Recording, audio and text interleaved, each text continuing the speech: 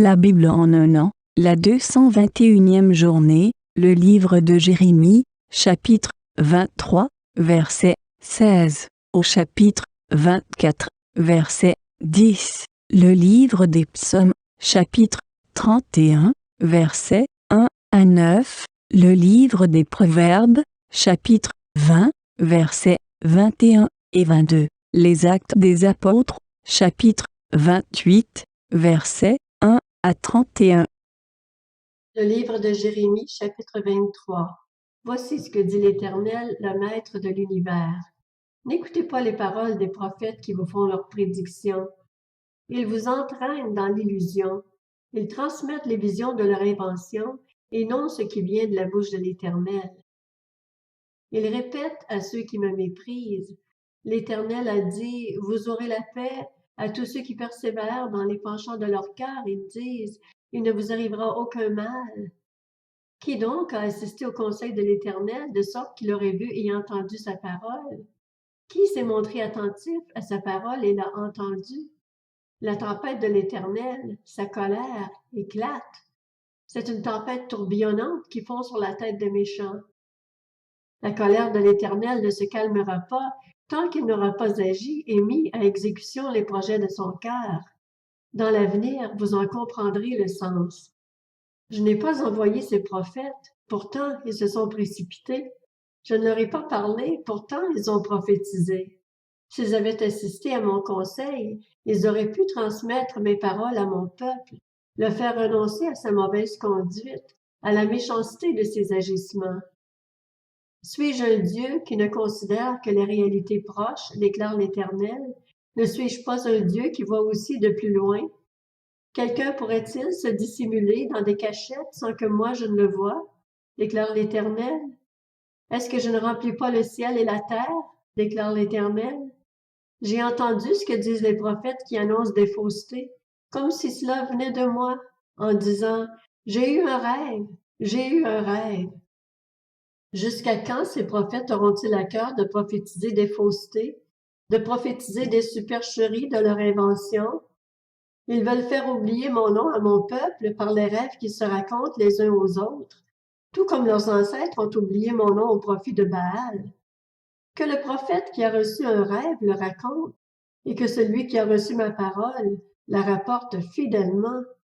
Pourquoi ajouter de la paille au blé, déclare l'Éternel?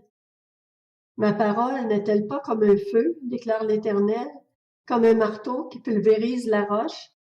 Voilà pourquoi j'en veux aux prophètes qui se volent mutuellement mes paroles, déclare l'Éternel. J'en veux aux prophètes qui remuent leur langue pour imiter une déclaration solennelle de ma part, déclare l'Éternel. J'en veux à ceux qui prophétisent à partir de rêves pleins de fausseté, déclare l'Éternel. Ils les répètent et ils égarent mon peuple par leurs mensonges et par leurs vantardises. Moi, je ne les ai pas envoyés et je ne leur ai pas donné d'ordre. Ils ne sont vraiment d'aucune utilité à ce peuple, déclare l'Éternel. Si ce peuple, un prophète ou encore un prêtre te demande quel est le message de l'Éternel, tu leur diras quel est ce message. Je vous abandonnerai, déclare l'Éternel. Et le prophète, le prêtre ou le membre du peuple qui prétendra avoir reçu un message de l'Éternel, j'interviendrai contre lui et contre sa famille. Vous demanderez chacun à son prochain, chacun à son frère. Qu'a répondu l'Éternel? Qu'a dit l'Éternel? Mais de message de l'Éternel, vous n'en mentionnerez plus. En effet, la parole de chacun sera un fardeau pour lui, puisque vous avez changé les paroles du Dieu vivant, de l'Éternel, le Maître de l'univers, notre Dieu. Voici ce que tu diras au prophète. Que t'a répondu l'Éternel? Qu'a dit l'Éternel? Et si vous prétendez encore avoir reçu un message de l'Éternel, alors voici ce que dit l'Éternel. Puisque vous présentez telle parole comme un message de l'Éternel, alors que j'ai envoyé quelqu'un vous interdire de le faire, à cause de cela, je vous oublierai et je vous abandonnerai, vous et la ville que je vous ai donnée, à vous et à vos ancêtres. Je ferai naître en vous un sentiment continuel de honte et de regret qui ne s'oubliera pas.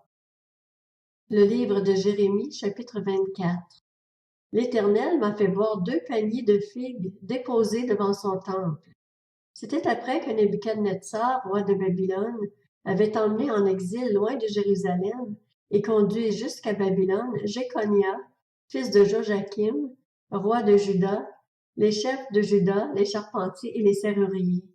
L'un des paniers contenait de très bonnes figues, comme celles de la première récolte, et l'autre panier de très mauvaises figues, immangeables en raison de leur mauvaise qualité. L'Éternel m'a dit, que vois-tu, Jérémie? J'ai répondu, des figues. Les bonnes figues sont très bonnes, et les mauvaises sont très mauvaises, au point d'être immangeables en raison de leur mauvaise qualité. Alors la parole de l'Éternel m'a été adressée. Voici ce que dit l'Éternel, le Dieu d'Israël. De même que tu as su reconnaître ces bonnes figues, de même je saurai reconnaître, pour leur faire du bien, les exilés de Juda que j'ai expédiés de cet endroit au pays des Babyloniens. Je veillerai sur eux pour leur faire du bien, et je les ramènerai dans ce pays. Je les restaurerai pour ne plus les détruire. Je les planterai pour ne plus les arracher. Je leur donnerai un cœur apte à reconnaître que moi je suis l'Éternel. Ils seront mon peuple et moi je serai leur Dieu, car ils reviendront à moi de tout leur cœur. Je rendrai Sédécias, roi de Juda, ses chefs et le reste de Jérusalem, ceux qui sont restés dans ce pays et ceux qui sont allés habiter en Égypte, pareils aux mauvaises figues, immangeables en raison de leur mauvaise qualité, dit l'Éternel.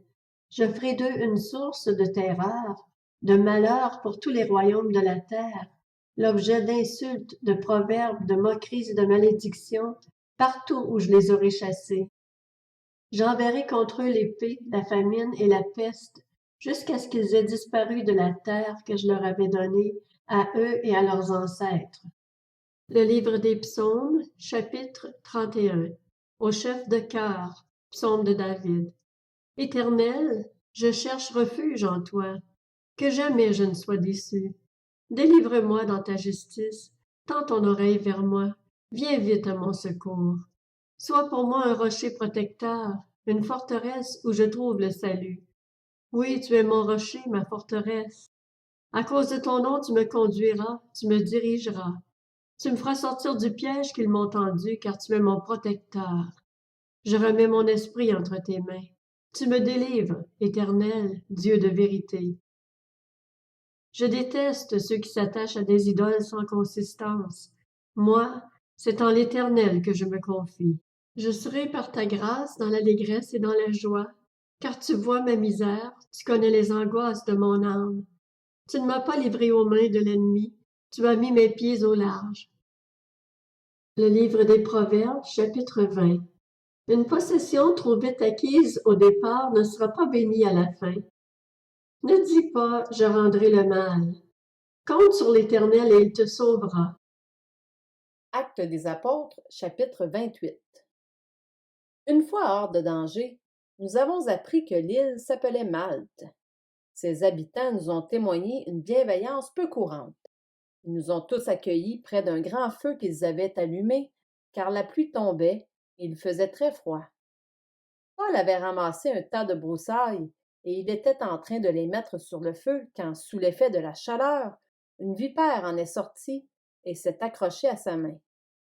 Lorsque les habitants de l'île ont vu l'animal suspendu à sa main, ils se sont dit les uns aux autres: « Cet homme est certainement un meurtrier, puisque la justice n'a pas voulu le laisser vivre bien qu'il ait été sauvé de la mer. » Mais Paul a secoué l'animal dans le feu et n'a ressenti aucun mal. Ces gens s'attendaient à le voir enfler ou tomber mort subitement. Après avoir longtemps attendu, voyant qu'il ne lui arrivait aucun mal, ils ont changé d'avis et ont déclaré que c'était un dieu. Il y avait dans les environs des terres qui appartenaient à un dénommé Publius, principale personnalité de l'île. Il nous a accueillis et nous a logés de manière très amicale pendant 3 jours. Le père de Publius était alors retenu au lit par la fièvre et la dysenterie.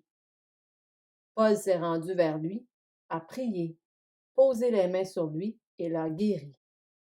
Là-dessus, les autres malades de l'île sont venus et ils ont été guéris. Ils nous ont rendu de grands honneurs et à notre départ nous ont fourni ce dont nous avions besoin. Après un séjour de 3 mois, nous avons embarqué sur un bateau d'Alexandrie qui avait passé l'hiver dans l'île et qui portait pour enseigne les Dioscures. Nous avons abordé à Syracuse où nous sommes restés 3 jours. De là, en suivant la côte, nous avons atteint Reggio. Le lendemain, le vent du sud s'est levé et en 2 jours, nous avons fait le trajet jusqu'à Pouzoles. Là, nous avons trouvé des frères qui nous ont invités à passer 7 jours avec eux. Et c'est ainsi que nous sommes allés jusqu'à Rome. Les frères de Rome, qui avaient reçu de nos nouvelles, sont venus à notre rencontre jusqu'au forum d'Appius et aux 3 tavernes. En les voyant, Paul a remercié Dieu et pris courage. À notre arrivée à Rome, l'officier a remis les prisonniers au chef de la garde, mais on a permis à Paul d'habiter dans un logement particulier avec le soldat qui le gardait. Au bout de 3 jours, Paul a convoqué les chefs des Juifs. Quand ils ont été réunis, il leur a adressé ces paroles. « Mes frères, bien que n'ayant rien fait contre notre peuple ni contre les coutumes de nos ancêtres, j'ai été mis en prison à Jérusalem et livré entre les mains des Romains. Après m'avoir interrogé, ils voulaient me relâcher parce qu'il n'y avait chez moi rien qui mérite la mort. Mais les Juifs s'y sont opposés et j'ai été forcé d'en appeler à l'empereur sans aucune intention d'accuser ma nation.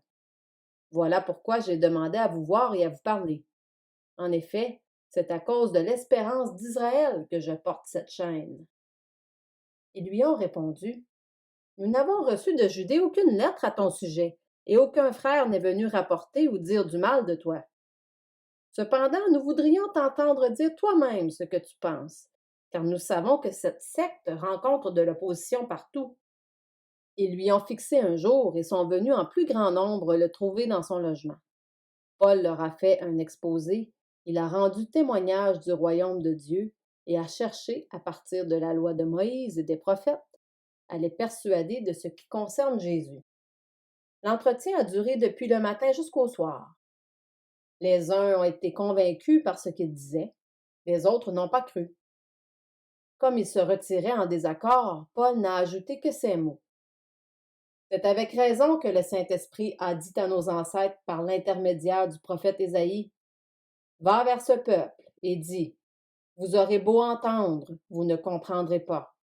Vous aurez beau regarder, vous ne verrez pas. » En effet, le cœur de ce peuple est devenu insensible. Ils se sont bouchés les oreilles et ils ont fermé les yeux, de peur que leurs yeux ne voient, que leurs oreilles n'entendent, que leur cœur ne comprenne, de peur qu'ils ne se convertissent et que je ne les guérisse.